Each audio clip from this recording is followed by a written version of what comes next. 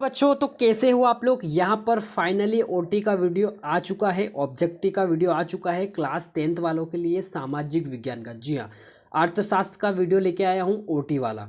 बाकी सारा हमने कंप्लीट कर लिया है। राजनीति के ओटी भी मैंने बता दिए आपको, इतिहास के भी बता दिए और भूगोल के भी बता दिए। हमारे पास जो बचा था अर्थशास्त्र का, इसके भी ओटी आज हम फिनिश करने वाले हैं। सारे वेरी वेरी इंपॉर्टेंट ओटी हम देखने वाले हैं, ठीक है। सारे इंपॉर्टेंट पे ही निशान लगाएंगे और जो इंपॉर्टेंट नहीं होगा उसको हम छोड़ देंगे, ठीक है। तो आइए शुरू करते हैं। ऐसे ही इंपॉर्टेंट वीडियो हम आपके लिए लाते रहेंगे। तो आइए शुरू करते हैं। पहला क्वेश्चन देख लीजिए। संयुक्त राष्ट्र द्वारा मानव विकास सूचकांक किस वर्ष में प्रकाशित हुआ? बहुत बहुत इंपॉर्टेंट क्वेश्चन है, तो इसका सही आंसर हो जाएगा 1995। नेक्स्ट क्वेश्चन, भारत में सबसे कम साक्षरता दर कहाँ है? बहुत इंपॉर्टेंट, इसको ज़रूर आप याद रख लेना। सबसे कम है आपका बिहार में, ठीक है। नेक्स्ट देख लेते हैं,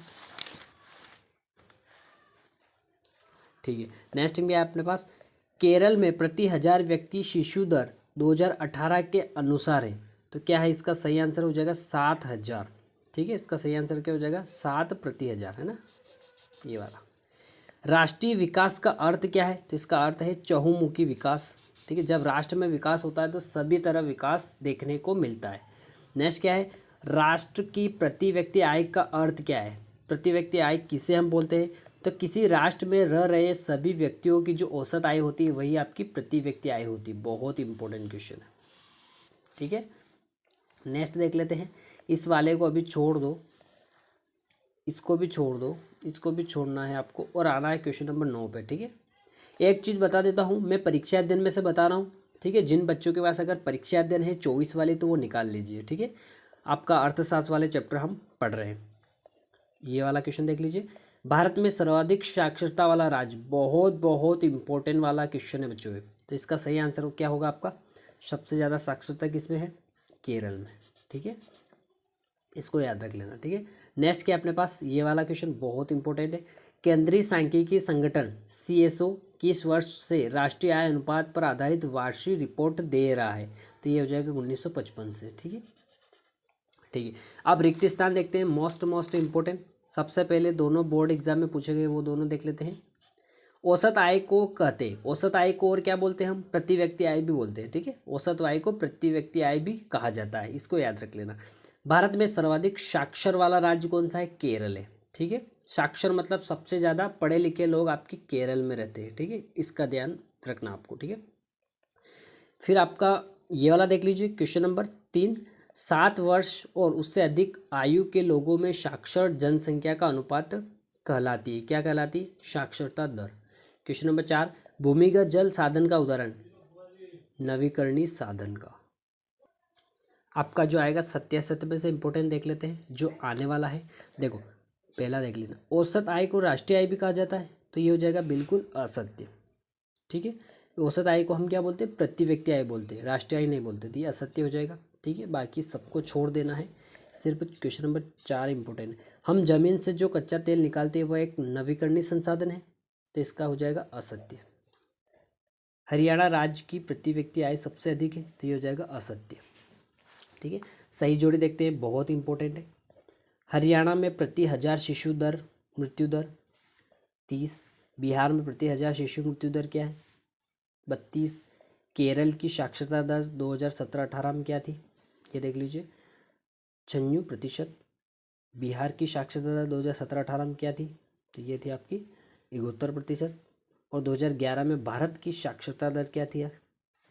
73%। इसको याद रख लेना अच्छे से, ठीक है। एक शब्द एक वाक्य में उत्तर जो इम्पोर्टेंट है। सबसे पहले ही क्वेश्चन आपका 5वां, नवीकरण साधन का उदाहरण क्या है? भूमिगत जल। क्वेश्चन नंबर 3, मानव विकास सूचकांक 2019 में भारत कौन से स्थान पर था? तो 130वां स्थान पर, इसको याद रखना अच्छे से। पहला क्वेश्चन, 2011 की जनगणना के अनुसार पुरुष और महिला अनुपात क्या था? तो 1000 पुरुष पर 940 महिला है, ठीक है। इसको याद रख लेना। नेक्स्ट देख लेते हैं चैप्टर।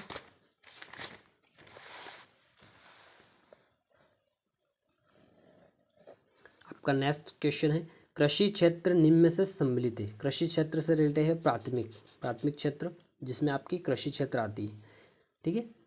इसमें आपको फिर करना है ये वाला देख लीजिए। जैसे जैसे अर्थव्यवस्था विकसित होती है, राष्ट्रीय आय में तृतीय क्षेत्र का अंश जो होता है वो क्या होता है, तो आपका बढ़ता जाता है। प्राथमिक क्षेत्र की गतिविधि क्या है, मछली पकड़ना, ठीक है, बढ़ता जाता है इसमें ये वाला, ठीक है। बाकी इनको छोड़ देना है, पीछे आ जाते हैं,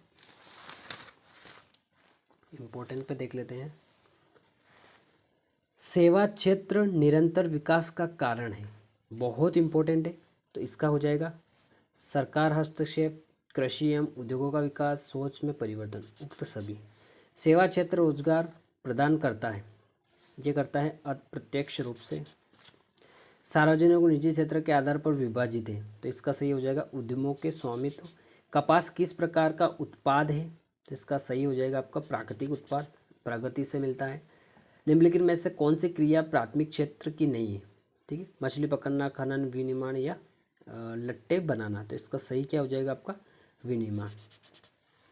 प्राथमिक क्षेत्र को निम्न में से किस नाम और नाम से भी जाना जाता है प्राथमिक क्षेत्र को, तो इसका हो जाएगा कृषि एवं सहायक क्षेत्र। एक ये वाला देख लीजिए, परिवहन, भंडारण, संचार एवं बैंक सेवाएं किस क्षेत्र के उदाहरण, तो ये तृतीय क्षेत्र के उदाहरण, ठीक है। अब आते हैं रिक्त स्थान पर। रिक्त स्थान में सबसे पहले जो बोर्ड में पूछा गया है उस पर नज़र डाल लेते हैं। भारत में अनुपात में श्रमिक असंगठित क्षेत्र में काम कर रहे हैं कितने, ये हो जाएगा बड़े अनुपात में, ठीक है, बड़े अनुपात में। और ये वाला देख लीजिए, तृतीय क्षेत्र को कहा जाता है, सेवा क्षेत्र भी हम बोलते हैं तृतीय क्षेत्र को, ठीक है। अब देखो, कपास एक उत्पाद है और कपड़ा एक उत्पाद है। कपड़ा एक कपास एक प्राथमिक उत्पाद है और कपड़ा एक विनिर्मित उत्पाद है, इसको याद रख लेना, ठीक है। बाकी छोड़ देते हैं, इधर आ जाते हैं। 2023 वाला देख लीजिए, मनरेगा कानून 2005 से लागू किया गया है, बिल्कुल सत्य हो जाएगा आपका, ठीक है। किसी भी अर्थव्यवस्था को 4 क्षेत्रों में बांटा गया है, ये हो जाएगा असत्य, क्योंकि 3 क्षेत्रों में बांटा गया है। सेवा क्षेत्र अर्थव्यवस्था का तृतीय क्षेत्र होता है, ये हो जाए बिल्कुल सत्य। कृषि प्राथमिक क्षेत्र के अंतर्गत आती है, बिल्कुल सत्य हो जाएगा। औद्योगिक क्षेत्र को प्राथमिक क्षेत्र कहा जाता है, ये हो जाएगा असत्य। नेक्स्ट जो आएगा सही जोड़ी पे देख लेते हैं। परिवहन एवं संचार किस क्षेत्र में आते हैं आपके, तृतीय क्षेत्र में। मछली पालन किस क्षेत्र में आता है आपका, प्राथमिक क्षेत्र। सीमेंट का कारखाना यह आएगा आपका द्वितीय क्षेत्र में। 625 जिलों में काम का अधिकार, ये आपका आएगा मनरेगा। और संगठित क्षेत्र क्या आएगा आपका, कारखाना अधिनियम, ठीक है। अब आएगा एक शब्द एक वाक्य में, सबसे इंपॉर्टेंट क्वेश्चन आएगा आपका ये वाला, जीडीपी में सबसे अधिक योगदान किस क्षेत्र का है, तो ये हो जाएगा तृतीय क्षेत्र का। दूसरा वाला, रोजगार अधिकांश किस क्षेत्र में मिलता है, प्राथमिक क्षेत्र में मिलता है, क्योंकि कृषि से रिलेटिव है प्राथमिक क्षेत्र आपका। निजी क्षेत्र के एक उद्योग का नाम आप बता सकते हो, ये है आपका टिस्को, ठीक है। और एक 2023 में जो क्वेश्चन पूछा गया इस पर भी नज़र डाल लेते हैं। उस प्रक्रिया को क्या कहते हैं जिसमें लोग ग्रामीण क्षेत्रों में शहरों की ओर पलायन करते हैं, तो ये होएगा आंतरिक प्रवास, ठीक है, आंतरिक प्रवास। नेक्स्ट चैप्टर देख लेते हैं। नेक्स्ट चैप्टर में इम्पोर्टेंट, ठीक है, मुद्रा और साक्ष्य। 10 रुपये के नोट पर क्या लिखा होता है, तो रिजर्व बैंक ऑफ इंडिया लिखा होता है, याद रख लेना। चाहे 10 का नोट निकाल के देख लो, अभी पता चल जाएगा आपको, ठीक है। मुद्रा का प्रमुख कार्य क्या है, विनिमय का माध्यम, मूल्य संचय, स्थगित भुगतानों का मान, तो ये सभी इसका कार्य है। नेक्स्ट देख लेते हैं, ठीक है। साहूकारों की महत्वपूर्ण भूमिका रही है, तो कृषि वित्त में रही है। साहूकार के ऋण पर ब्याज होता है, क्या होता है, बहुत अधिक ब्याज होता है, ठीक है। ऋण के औपचारिक स्रोतों में शामिल नहीं है, तो इसका सही हो जाएगा नियोक्ता। इसको छोड़ दो, इसको भी छोड़ दो, इसको भी छोड़ दो, ये इम्पोर्टेंट है। क्वेश्चन नंबर 8, निम्नलिखित में से कौन मुद्रा को विनिमय के माध्यम के रूप में अधिकृत करता है, तो इसका सही क्या हो जाएगा, भारतीय रिजर्व बैंक। स्व सहायता समूह का संबंध है, बहुत इंपॉर्टेंट है।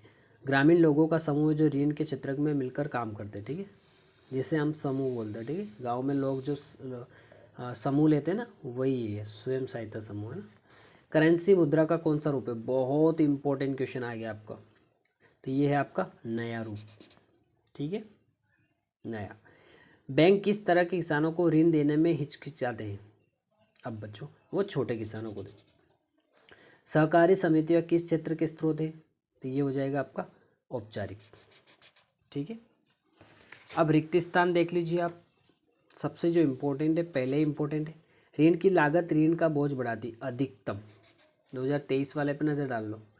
बैंक पर देने वाले ब्याज से ऋण अधिक पर ब्याज देते हैं क्या, जमा पर देने वाला ब्याज। ठीक है, जमा पर। ठीक है, बस यही कर लेना इसमें से। एक और इम्पोर्टेंट लग रहा है आपको, ये वाला देख लेना। केंद्रीय सरकार की ओर से करेंसी नोट जारी करता है, कौन करता है, रिजर्व बैंक ऑफ इंडिया, जो केंद्र सरकार की ओर से करेंसी नोट जारी करता है। ठीक है, एक और ये वाला देख लो। वस्तुओं एवं सेवाओं का क्रय विक्रय के माध्यम से किया जाता है, तो मुद्रा के माध्यम से। ठीक है, अब सत्य असत्य छोड़ देना है आपको, सही जोड़ी देखना है। रिजर्व बैंक ऑफ इंडिया क्या है, बैंकों का bank, reserve bank of India. Question आ सकता है कि बैंकों का बैंक क्या है, तो रिजर्व बैंक ऑफ इंडिया है। साख मुद्रा ये है check, bank draft, credit card, ATM, सारी इसमें आ जाती है। औपचारिक ऋण बैंक और सहकारी समितियों के ऋण होते हैं। अनौपचारिक ऋण क्या होता है, ये होता है साहूकार, व्यापारी और रिश्तेदार जब हम पैसे देते हैं वो अनौपचारिक ऋण होता है। करेंसी, करेंसी क्या है, देश की सरकार उसे प्राधिकृत करती है। ठीक है, करेंसी। अब जो आता है एक शब्द एक वाक्य में उत्तर, 2022 वाले पर नज़र डालो।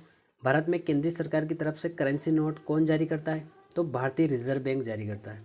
क्वेश्चन नंबर 4, भारत में सहकारी बैंकों की रचना किस प्रकार की है, तो ये त्रिस्तरीय है। बांग्लादेश में ग्रामीण बैंकों की स्थापना कब और किसने की, 1970 में मोहम्मद यूनुस ने। ठीक है, ये हो गया हमारा चैप्टर फिनिश। और क्या बचा है इसमें चैप्टर,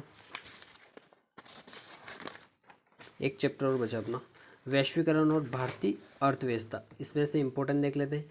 वैश्वीकरण का मुख्य जो आधार है वो क्या है, मुख्य आधार विदेशी व्यापार ही वैश्वीकरण का मुख्य आधार है। ठीक है, इसके सिर्फ इम्पोर्टेंट हम देखने वाले हैं, बाकी सब छोड़ना है। ये वाला, भारत में वैश्वीकरण की प्रक्रिया प्रारंभ हुई थी, कब प्रारंभ हुई थी, तो ये हुई थी सन 1991 में। बाकी छोड़ दो, कहाँ पर इम्पोर्टेंट लग रहा है अपने को। ठीक है, सब छोड़ना है। ये 23 वाला देख लेना एक बार। बड़ी कंपनियों को हम क्या कहते हैं, बहुराष्ट्रीय कंपनियां भी बोलते हैं। ठीक है, बहुत इंपॉर्टेंट। एक पहला वाला देख लो, विभिन्न देशों के बाजार को आपस में जोड़ना ही कहलाता है, क्या कहलाता है, अंतर्राष्ट्रीय व्यापार। बहुत इंपॉर्टेंट है, पीछे आ जाते हैं। ठीक है, यहाँ पर देखना आपको सही जोड़ी में से देखना है। 2022 में पूछा गया, नई आर्थिक नीति लागू की गई 1991। उद्योगों तथा व्यापार को अनावश्यक प्रतिबंध से मुक्त करना। वैश्वीकरण, विदेशी निवेश एवं विदेशी व्यापार को प्रोत्साहित करना, ये हो जाएगा आपका उदारीकरण। निजी उद्यमियों को उद्योग लगाने हेतु प्रेरित करने की योजना आपकी विशेष आर्थिक क्षेत्र के लिए दी। ठीक है, एक शब्द वाला देख लीजिए, इसमें जो इम्पोर्टेंट है वही बता रहा हूँ। इसमें जो इम्पोर्टेंट होने वाला है आपका ये वाला देखना। एक तो क्वेश्चन नंबर 3, बहुराष्ट्रीय कंपनियों द्वारा किए गए निवेश को क्या कहते हैं, तो विदेशी निवेश। क्या बोलेंगे, विदेशी निवेश। इसको ध्यान रख लेना आपको। ठीक है, विदेशी निवेश। और एक और होता है आपका, लंबे समय से विभिन्न देशों को आपस में जोड़ने का मुख्य माध्यम क्या रहा है, विदेशी व्यापार रहा है। ठीक है, ये हमारा अर्थशास्त्र के भी चैप्टर हमने फिनिश कर लिए हैं। इसके भी वेरी वेरी इंपॉर्टेंट ओटी हमने देखे हैं परीक्षा अध्ययन से। ठीक है, अब नेक्स्ट वीडियो में हम साइंस के चैप्टर फिनिश करवाएंगे। साइंस का चैप्टर मैं शायद 2 पार्ट्स या 3 पार्ट में डिवाइड करूँगा।